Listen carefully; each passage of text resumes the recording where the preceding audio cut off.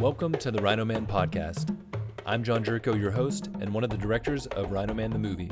This podcast series is a way for me to interview top conservationists on the topics of rhinos, the poaching crisis, the importance of rangers, and community engagement, all as a way to create awareness around these issues and to promote the coming release of the documentary film. In this episode, I'm chatting with Anna Mussi, the manager of Rhino Revolution. Anna is originally from the UK and has been in South Africa since 2010, where she originally worked with African Dream Horse Safaris. In 2014, she started work with ProVet Wildlife Services, and 4 years later, she joined the Mounted Anti-Poaching Unit at Rhino Revolution. Anna and I talk about her background in horse racing, her journey to South Africa, all of the wide-ranging work she's been involved with in conservation, and the efforts of Rhino Revolution, including anti-poaching patrols, rhino dehornings, and rehabilitating orphaned rhinos. Anna's story is an inspirational tale of what it looks like to follow one's dream. Let's jump into the conversation. Welcome to the show, Anna. So glad to have you here. I'm really excited to dive into your experience and what you do at Rhino Revolution. So yeah, thanks for being here. Thank you for having me. Let's start out a little bit with Rhino Revolution. How did you get connected to them? What's your current position? And just kind of a broad overview of what you guys do. So Rhino Revolution is a nonprofit organization that was founded here in Hoedspruit in Limpopo, close to the Kruger National Park. And it was founded in 2012 with the main goal of protecting rhino. It has three main approaches. So we focus on community engagement, anti-poaching, which includes a mounted patrol and a canine patrol unit, as well as funding dehornings for any of the reserves in and around the Greater Kruger National Park, and also the rhino orphanage that we have here on site. And I was very lucky to come across Rhino Revolution while I worked for ProVet Wildlife Services, and Dr. Peter Rogers is one of the local wildlife vets, and I was his vet assistant for just over 4 years and became connected with Rhino Revolution and what they did through him. So when I was offered the position of orphanage manager, knowing they also did mounted patrols, which is a big passion of mine, I definitely jumped at the chance. It's really exciting. And that's actually how I met you originally, was on one of those rhino dehornings. And I think we'll eventually go into kind of what that experience is like and why it's necessary. But it was an amazing experience, and that kind of combined your community engagement as well, bringing in youth from the community to take photos and be a part of that experience, which was just super amazing. So let's dive into your story a little bit. How did you, where are you from originally, and how did you get to South Africa, and kind of this whole story unfolds for your life? So as you can probably tell, I'm originally from the UK, so I've got a very British accent. And I actually came to South Africa on a gap year. So I was supposed to be traveling around South Africa and supposed to go back in September to go to university. And I met a lady who ran a horseback safari company here in Hoedspruit. And I'm from a equine background. I worked in horse racing back in the UK.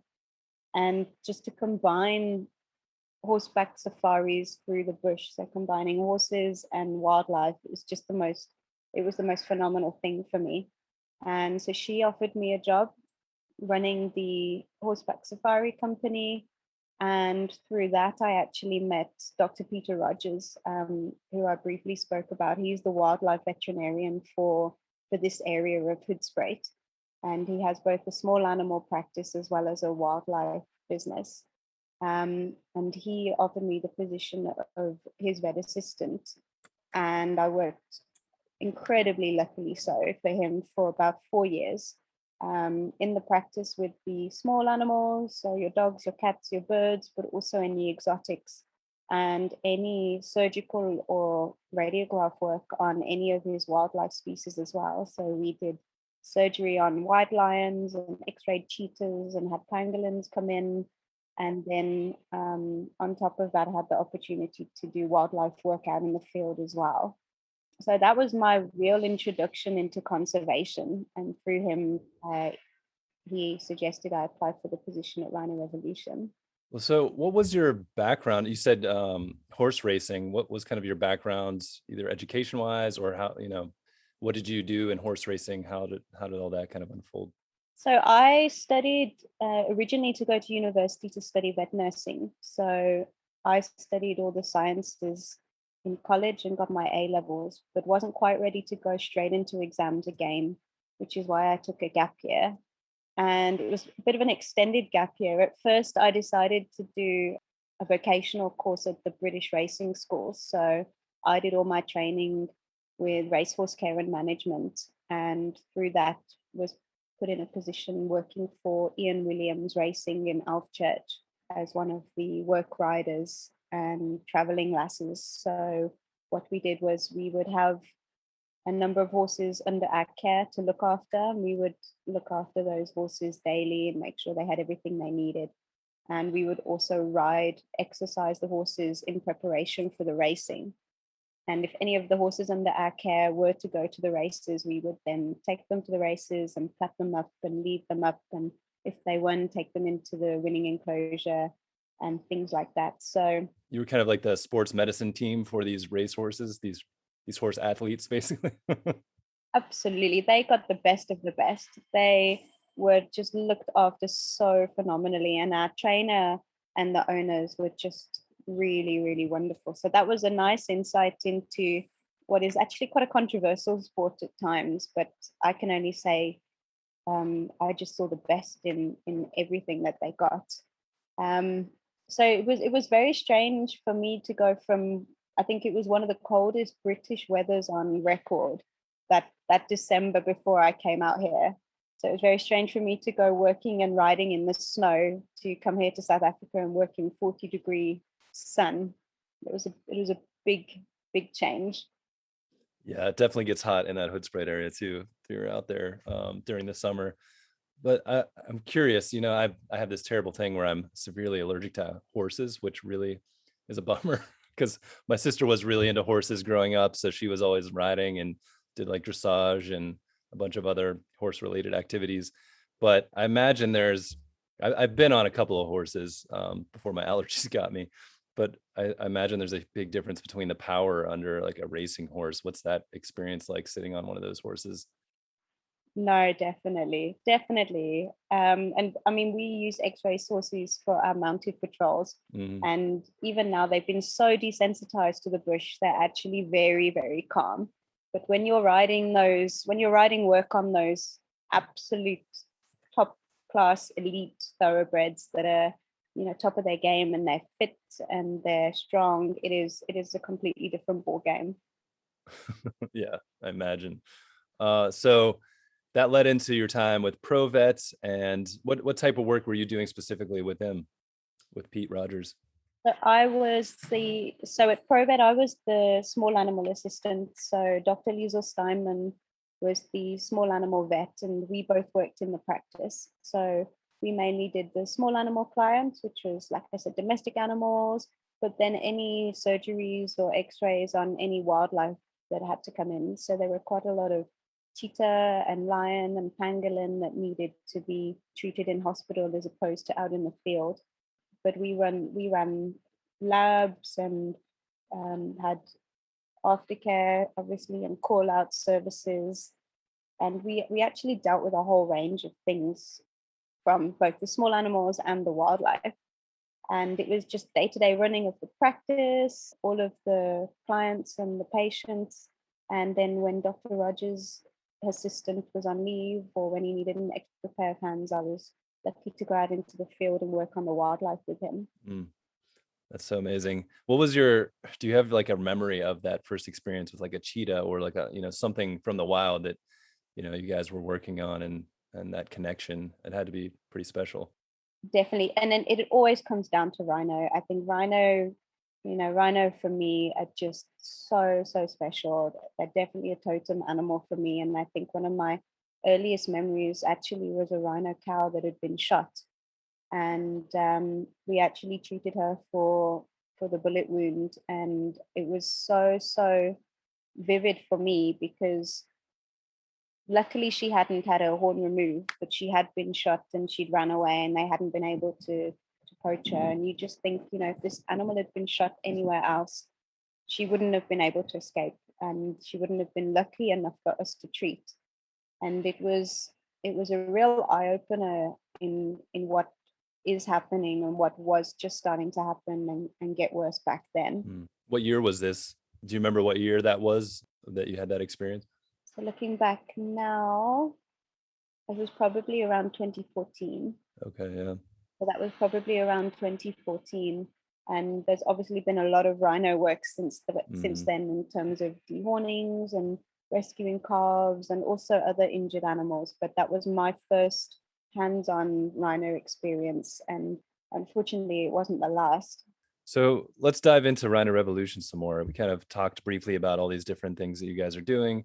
I don't know if there's an area you want to start. Maybe we could start with the APU and the horses and how that's developed. And, I feel like it's kind of unique. We've spent a lot of time with the Rangers for the film Rhino Man and just doing things with GCC. But yeah, like a team that's riding horses through these reserves, it's something kind of special. So talk more to that. Definitely, and it's linked quite nicely with my background as well in racing, because Rhino Revolution uses ex-race horses, so off-the-track thoroughbreds, as part of their mounted patrol unit. And we've got 5 ex-race horses stationed on 2 different reserves. One is a private reserve where our 5 orphaned rhinos that have been rehabilitated and rewilded have now been released, and we monitor them just to make sure that their rewilding is successful and they're integrating with all the other wild rhinos as they should correctly. And then the other property is a reserve in the Greater Kruger National Park, so bordering the Kruger National Park. And these horses and the guards ride fence patrols every single day to monitor the fences, look for any holes in the fence or any incursions, and they also use them to monitor the rhino populations on the property as well. And what we found in using not just X-race horses, but horses in general for patrols is they're silent. And you can actually access natural bush paths a lot more easily if you were tracking humans or animals than, say, if you're on foot or in a vehicle. They actually very, very relaxed out in the bush. We've desensitized them so well.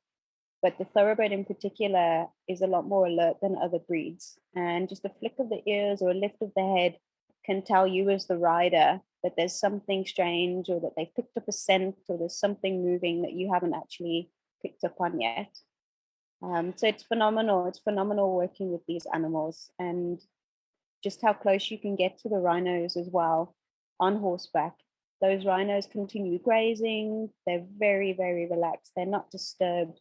And the actual impact you're having on the animal's natural behavior is much, much less when we're monitoring them on horseback than, say, in a vehicle or on foot. Yeah, that makes sense. I never really thought of it that way because from the wildlife's perspective, you're not seen as a human, I guess. So you kind of blend in a little more with the background. What's the horse's response like, say, if you come across a lion or something a little more threatening? I mean, are they what's kind of the process when interacting with potentially dangerous wildlife out there? So it's not necessarily a long process, but it's quite a important process when you're desensitizing the horses to the bush. So they're obviously used to big crowds and loud noises, and there's a lot of things that they're very, very relaxed about. But what we do is when we bring the horses initially, we keep them at the stables, which is next to the rhino orphanage, and in a big 9-hectare paddock that is double fenced, so that they can become accustomed to the sights and the smells of the wildlife and the predators and things like that. And slowly, as you start interacting and letting them experience the bush and the animals, they become more and more relaxed and more used to it.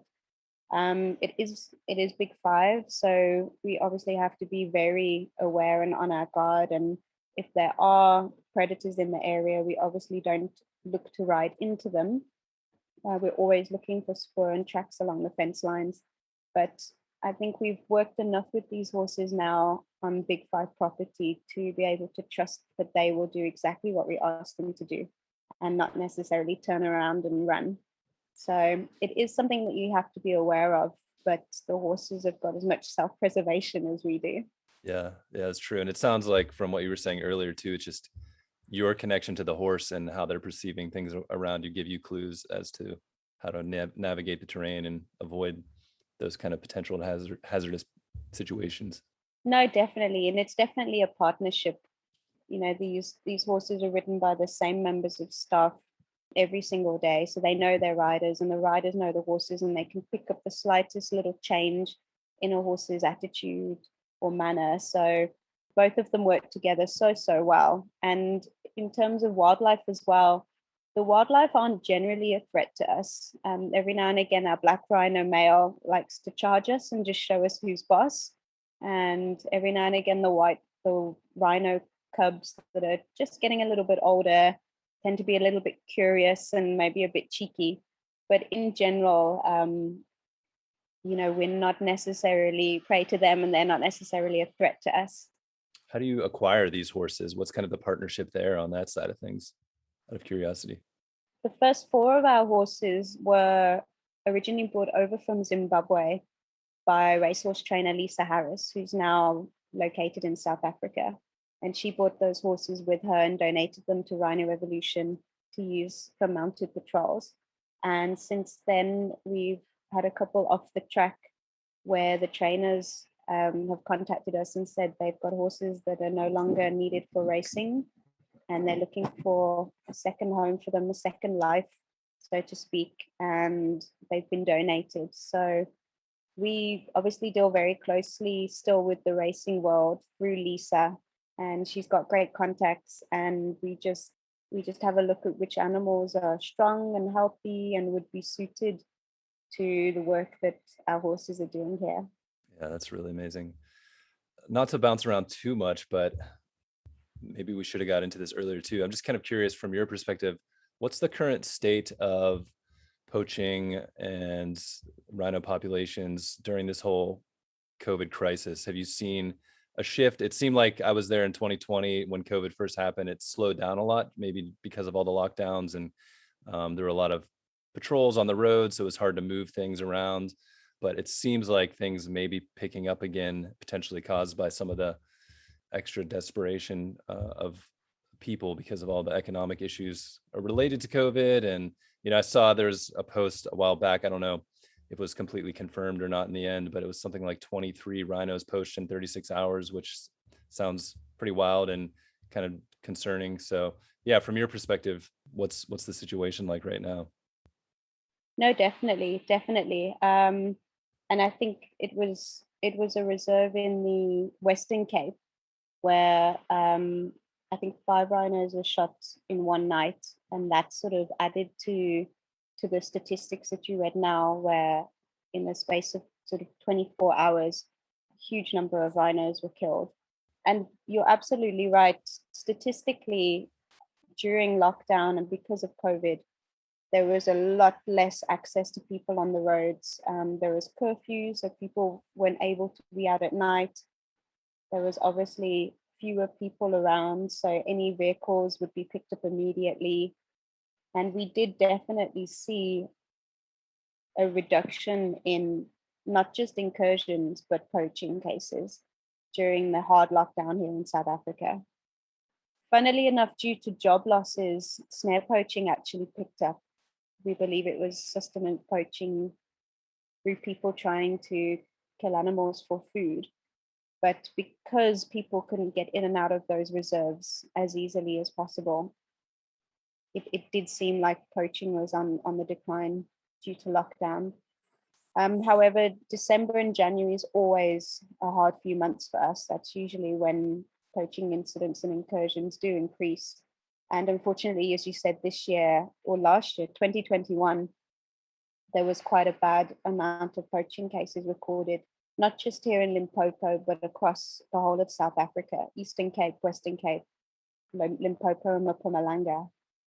But touch wood, in our area, the guys on the ground are doing a phenomenal job, and they're really, the anti-poaching is just incredible. But we're hoping that all of the security measures, such as anti-poaching fence patrols, dehornings, has led to a reduction in poaching cases in this area in general. From your understanding, what's the reason that poaching rises around December, January? I mean, it's the summer months there, so it's rainier, hotter, humid.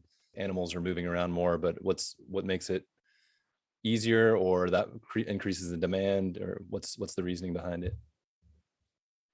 So we can only speculate, but generally over Christmas and New Year, there's a couple of reasons why poaching usually increases. It could be due to the poachers themselves requiring more money. It's a difficult time of year, fund wise, if you're trying to buy presents for family and friends. It also could be that the guys on the ground are distracted. A lot of people want to spend time at home with their family and friends. Lots of people take leave over Christmas and New Year. It could be that because of that, there's fewer boots on the ground and everyone's spread a little bit thin. But there's no real way of knowing. It's just speculation. But unfortunately, Christmas and New Year have always been a bad time for poaching. Yeah, it's a tough time because especially for people that are fighting for the rhinos, it's kind of bittersweet time of year then, Absolutely, and the majority of people involved in conservation very, very rarely take Christmas and New Year off. Yeah. Yeah, I can imagine. So let's go into the rhino dehorning.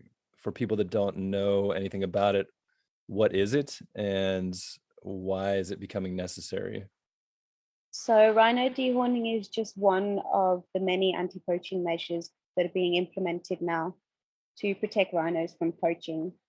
And it's by no means a silver bullet. It's not the cure, and it's not the only way we can protect these animals.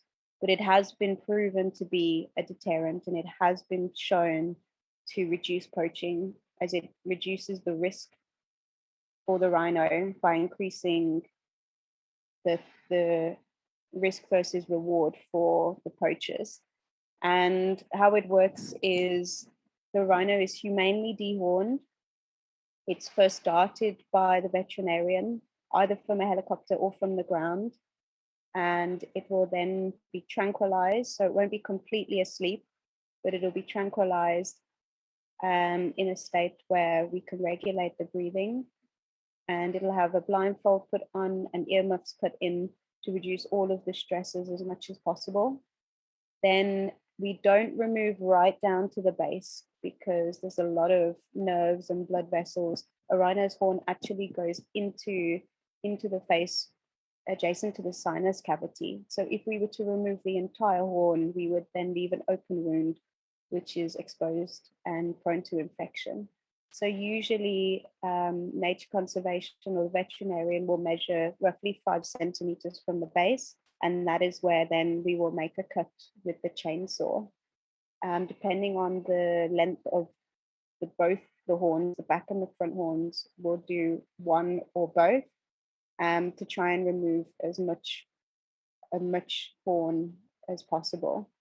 The rhino, depending on the weather, depending on the age of the rhino, the health of the rhino, sometimes it will be given oxygen just to supplement oxygen, again, to reduce the stresses of the animal.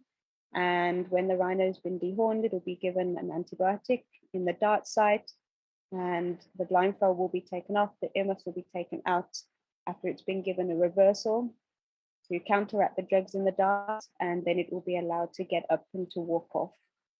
Yeah, and like I mentioned, I got to experience one of those rhino dehornings, and I mean, it is again kind of a bittersweet thing because it sucks to have to see these rhinos without their horns, which is kind of such a iconic part of their being in the image that you see of a rhino. But yeah, to your point, anything to deter the poaching and save the species, we want to do. So, and from what I understand, like you were saying, the horn is kind of almost like it's made out of what, keratin mostly, which is similar to hair and nails. So it has kind of a root system, almost like your nail, but it's in their face next to some very important parts. So you can't cut it all the way down. That'd be damaging. Yes, so it's made up of proteins of keratin, just like our hair and our fingernails. Exactly the same substance that pangolin scales are made of. And unfortunately, not just for traditional medicine, but the rhino horn now is so iconic and so sought after as a totem. So even whole horns now are being used for status symbols overseas in the Asian communities, as well as just being ground down and used in traditional medicine. It is unbelievable what we're doing to animals just for something that is as basic as a protein, the same as in our hair and fingernails. And you'll never get the first time you dehorn a rhino and you see that immense, majestic horn be taken off and the animal be left with just a small rounded stem. How do the animals deal with that after the horns are removed and they're out in the wilds? Can you talk a little bit to that side of it? Funnily enough, there's been a lot of research into the effect of dehorned rhinos versus horned rhinos in dominance. And it hasn't actually proven to have a detrimental effect on the animals. There's been lots of footage and lots of studies where a horned rhino and a non-horned rhino have been battling for territory and competing. And the white rhino without the horn actually dominated the white rhino with a horn due to sheer size and presence and whatever else he had to offer. But it hasn't proven to be detrimental in any way, and the positives versus the negatives of dehorning far outweigh one another.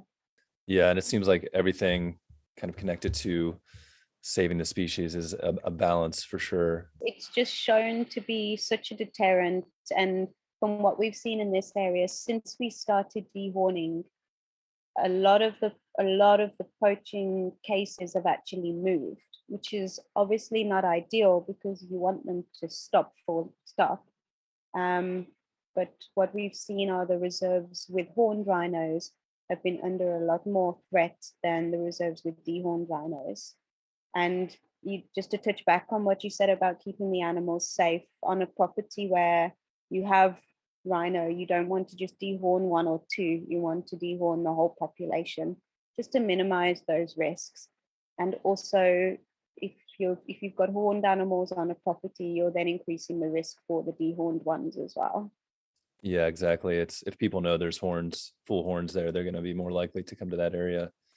Can you talk more about just the experience of it? Because although it is sad to see the horn being removed, it is, for someone that's, especially for someone that's never been to Africa and experienced, one of these national parks. I mean, this rhino dehorning operations are pretty spectacular in terms of the logistics, and it kind of is almost like this action-packed experience where everyone, it's fast moving, but there's a lot of care given to the animals as well. Can you talk about it from someone that's observing? Because I'm not sure, you can go into this more too, exactly how it works with potential donors. And I know you bring in, people from the communities, and maybe this can lead into community engagement as well.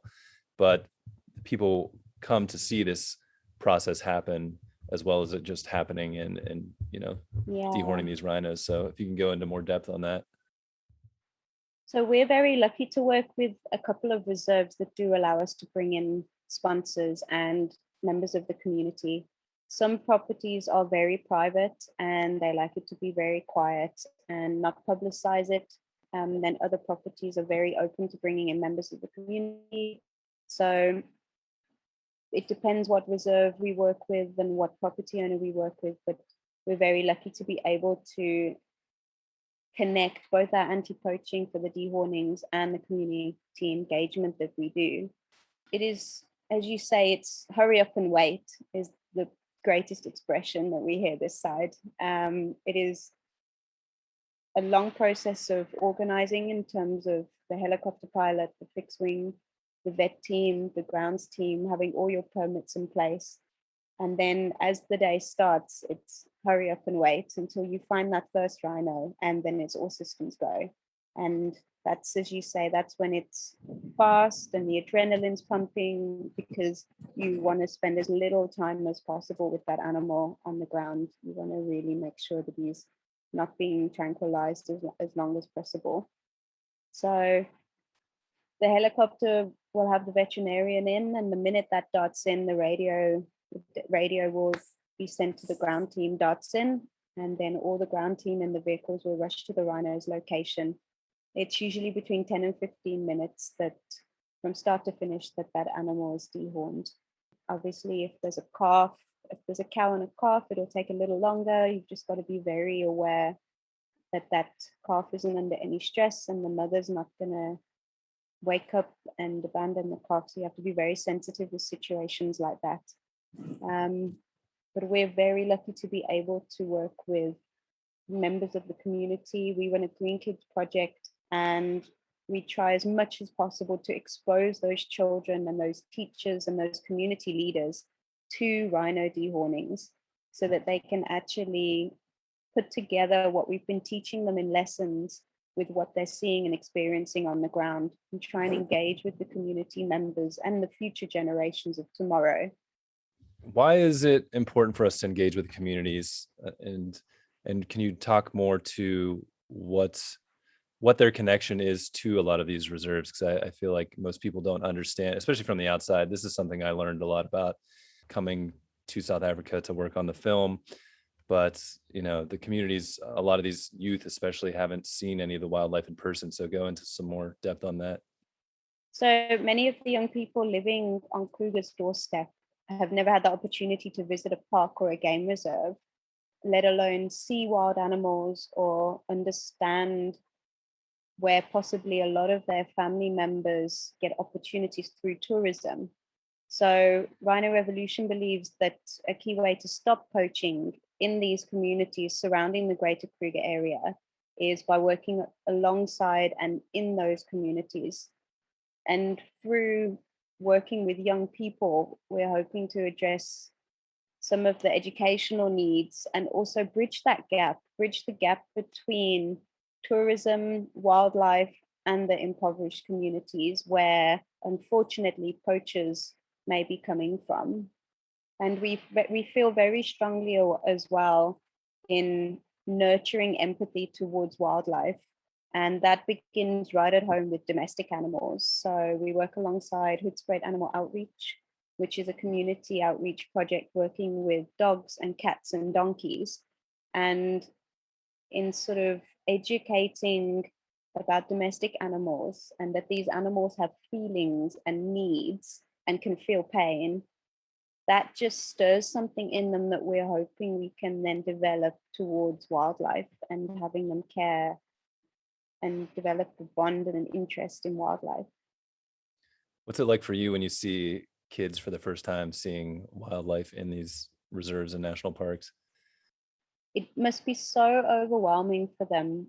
For most of these children, it's the first time that they've been in a game viewer. It's the first time that they've been on a big 5 reserve. So things like giraffe are so exciting to them.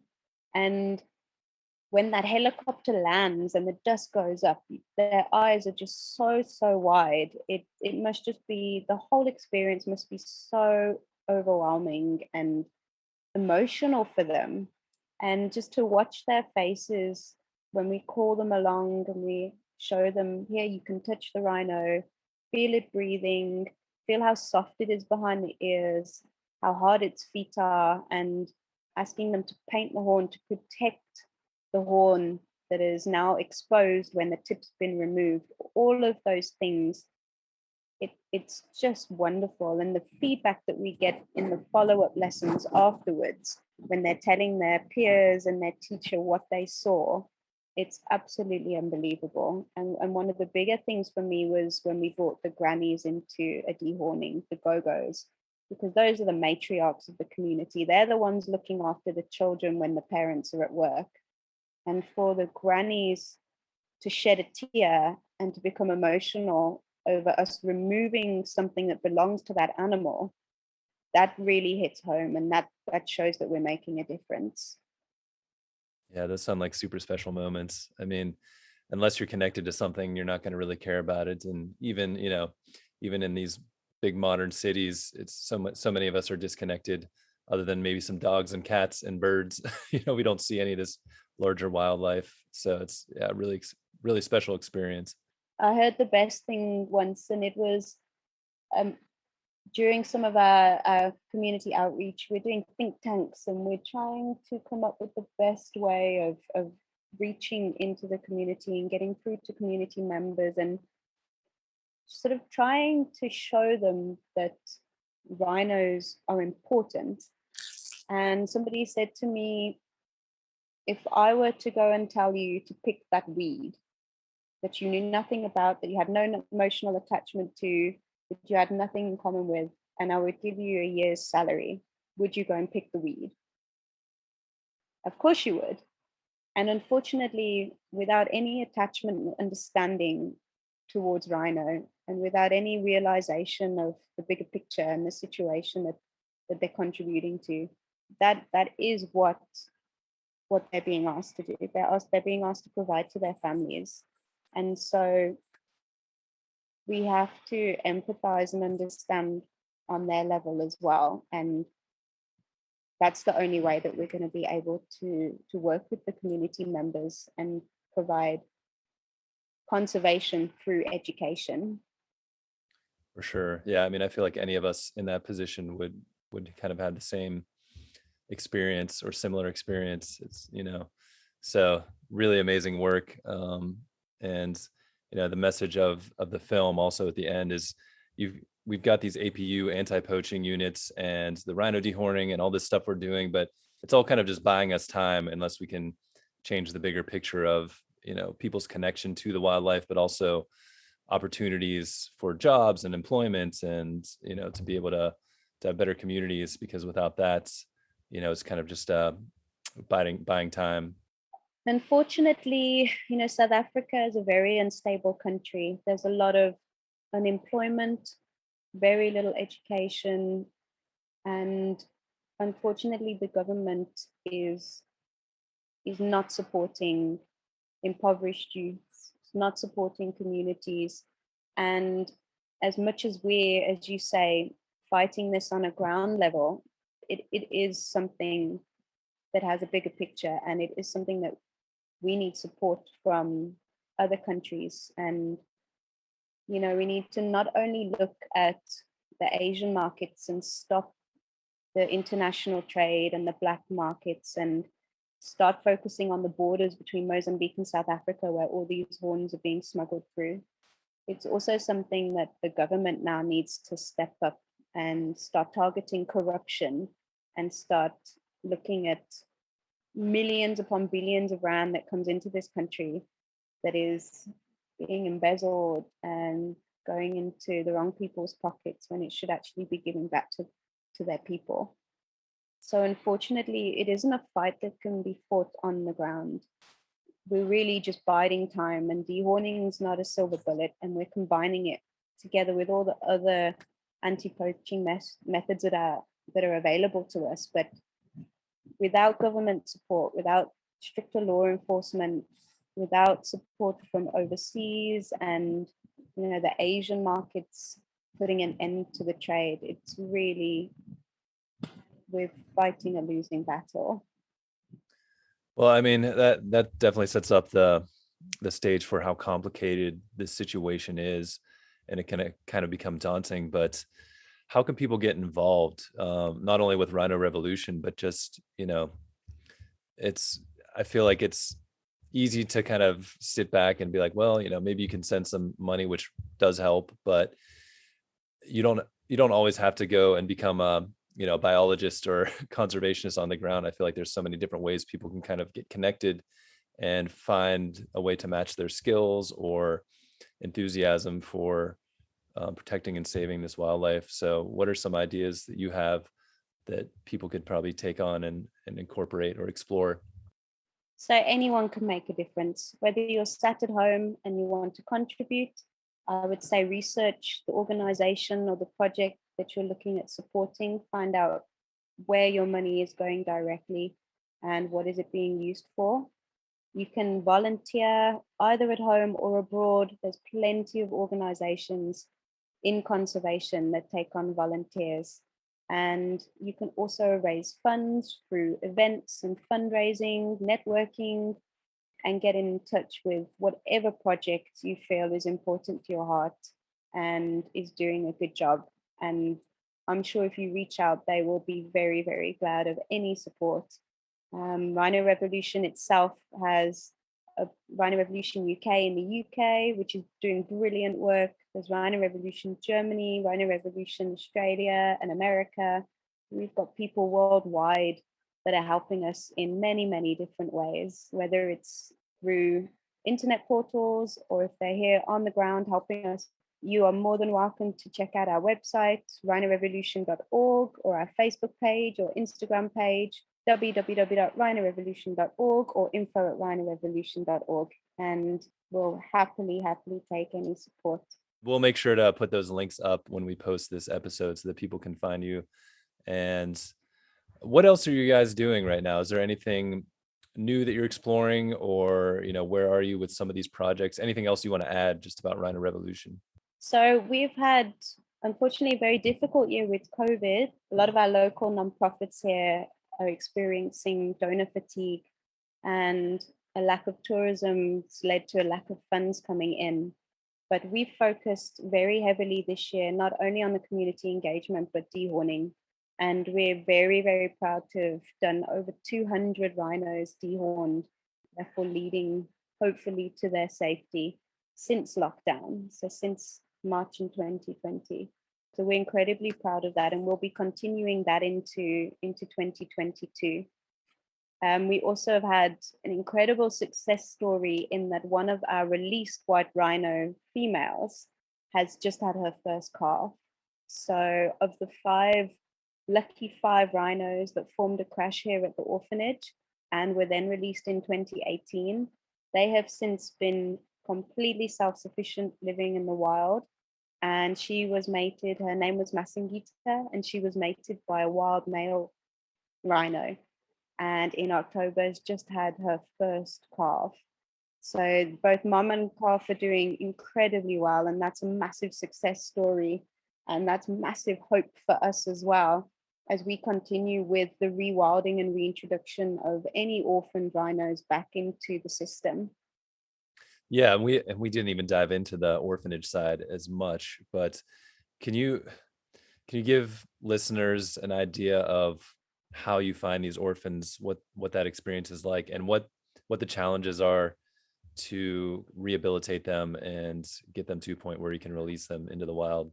So unfortunately, for every female adult cow that is poached, there's usually a calf at foot, and she's usually pregnant if she does have a calf at foot with another baby. With a cow that is poached, you're usually losing not just one, but two rhinos. And we're called out very, very often to cows that have a calf at foot and the calf stayed with the mother, or it's been chased away by predators and it's highly, highly distressed. There's usually wounds, if not from predators, but from the poachers themselves, either a gunshot wound or panga, which is a type of axe, because the rhino calf is so stressed and intent on getting to its mother that they push it away with any means. So what we do is we'll assist the veterinarian in darting the calf. We'll put it with a blindfold and earmuffs either in the vehicle or a specialized rhino ambulance, and it's taken straight away to the orphanage. And then it is 24-hour intensive care in the ICU, because that animal is so traumatized and so stressed. They're usually scared of the dark because poachings usually happen at night, and they've now associated dark and evenings and people, humans, with that experience of losing their mother. And they'll usually wake up, they'll fall asleep for very short periods of time, and they'll wake up crying and crying and crying. It changes from animal to animal, but the initial first couple of days are always incredibly worrying. And your main goal is to get that animal to eat, to feed, to drink milk or to feed so that it can keep replenishing all of the nutrients that it's lost. And then once you've managed to stabilize it and it's eating and it's drinking and whatever wounds it has have healed, then it needs to be introduced to other rhinos so that they can start interacting, finding their place in a crash, learning manners, learning behaviors, and learning how to be a rhino. Is that usually with other orphaned rhinos, or do you have adult rhinos around? What's that process like? Yes, so usually at a young age, you will have orphans. It doesn't have to be orphans of the same age, but you'll usually introduce young calves that are now stable to other young orphans.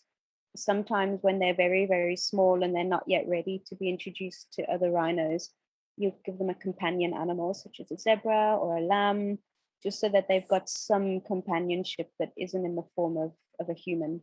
Because obviously the end goal for us is to rewild and reintroduce into the open system or back where these animals came from. So we're going to have to start distancing ourselves from them and teaching them not to be habituated to humans. And that, if you can start that as early on as possible, will only help the process. I feel like for the people that are working with the rhinos, that's got to be a hard part because, in our film, we actually do cover a little bit of Tula Tula Rhino Orphanage, which no longer is in existence. But yeah, just seeing these, I mean, they're such cute animals when they're small, and it's kind of heartbreaking to hear their whines and cries, especially for food, and their mother, especially at the beginning. But yeah, to your point, you don't want them to be habituated to humans because that's not going to give them too great of a chance against poachers.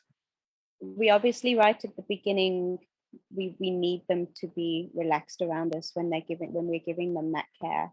And when they first come in, usually you spend 24 hours with them, you sleep with them, you walk with them, you feed them, and that usually helps them become relaxed enough to eat and to feed. So it's a long process of rehabilitation, and every single animal has different stresses and different trauma from the experience. One of our orphans actually ran throughout the night and was only found the next day. Another one was found next to its dead mother. Another one has lost its tail from, we think it was probably a hyena. By the time that we got to it, they've all gone through so much. But then the silver lining is when they've finally been released and they're able to be wild rhinos, they've had a second chance at life again, and they can have a baby and they can, contribute to saving the species. Yeah, it's such amazing stories. How long does it usually take to take an orphan rhino, a very young one, up to the point where it can be released? So it depends on the age of the rhino and also the area that it's going to be released. If you have adult male rhinos and adult female rhinos in the area where you're releasing your calves, unfortunately, you're going to have to make sure they're old enough and they've reached maturity. You can't put sub-adult or juvenile males in an area with dominant males because it puts them at risk to bullying or being killed. So it's a very, very sensitive situation. You have to really weigh up all of these different factors when it comes to releasing rhino. Obviously, if they're in a crash, they have that support network and that protection of being in a group. But usually you would release when the males or the females have reached an age of sexual maturity, or at an age where they're strong enough and self-sufficient enough to support themselves in the system, even if there are other rhinos. Yeah, that makes a lot of sense. Kind of connected to this, and I saw this in something, I think it was an interview you did. One of your big influences is Dr. Ian Player. And can you kind of talk about his story and how that connects with you? Because I feel like, he started a lot of this techniques and processes that are used now to protect and save and move rhinos. So yeah, why is he such a big inspiration for you? So Dr. Ian Player actually was warden of the Umfolozi Game Reserve, and he practically saved white rhino from extinction due to his project Operation Rhino. And I think that goes as far back as 1950. And he was an early pioneer in rhino conservation. And I think that just plays such a big part of what we're aiming to do here. And yeah, just massive influence and a massive idol of mine. Yeah, and I think I read his book, The White Rhino Saga. Does that ring a bell? I think that's the title of it. But yeah, it's something I didn't realize either. Is even though we're in the midst of a lot of this poaching and potentially losing a species, I mean, they were very close to losing them back then, and he did an amazing job of bringing them back. So there's still a lot of hope, and through a lot of wild stories. I definitely recommend the book because it was kind of the wild west of trying to figure out how to work with rhinos, especially when it came to darting and things like that. They had a lot of tragic situations, but through that whole process, they learned how to dart and take care of and move rhinos across southern Africa. And I think they even took some around the world to zoos and stuff, if I'm remembering correctly. But really amazing story of saving the species from the brink of extinction. So I definitely recommend that. Yeah, he was also, he founded the Wilderness Leadership School as well, and established like a protected status for wilderness areas in not just South Africa but on the African continent. So he just did so much for conservation. I just think he was highly decorated for that. Absolutely. So kind of to finish up, is there anything else, Anna, that you'd like to talk about regarding conservation, Rhino Revolution, your life, maybe just advice for other people that are interested in getting involved in conservation? I think I would just tell anyone that there is always an opportunity to be involved in conservation or saving of a species, whatever your passion, and I can honestly say, from a British girl from Birmingham who only dreamed of coming to South Africa, that is now working for an incredible organization actively saving not just rhino but other endangered species, and working alongside some of the most incredible names in wildlife and conservation. If you're passionate about it, and if you want to make a difference, and if you want to help, then there is always the option available. And reach out and get in touch. Definitely research and find out which organizations are worth supporting, and do your bit. And hopefully rhinos will still be here in 10 years' time. Yeah, absolutely. And yeah, for everyone, definitely check out rhinorevolution.org and all the connected social media sites. You guys are doing some really amazing things. So really appreciate your time and learning more about what you're doing. Thank you so much. Thank you so much for having me, and thank you to everyone out there for listening. Thank you for listening to the Rhino Man podcast. If you enjoyed this episode and you're excited to see the film succeed, please subscribe and review our podcast on Spotify and iTunes. Then follow us on Instagram and Facebook at Rhino Man the Movie. More details about Rhino Man, the social impact campaign, and future screenings are at rhinomanthemovie.org.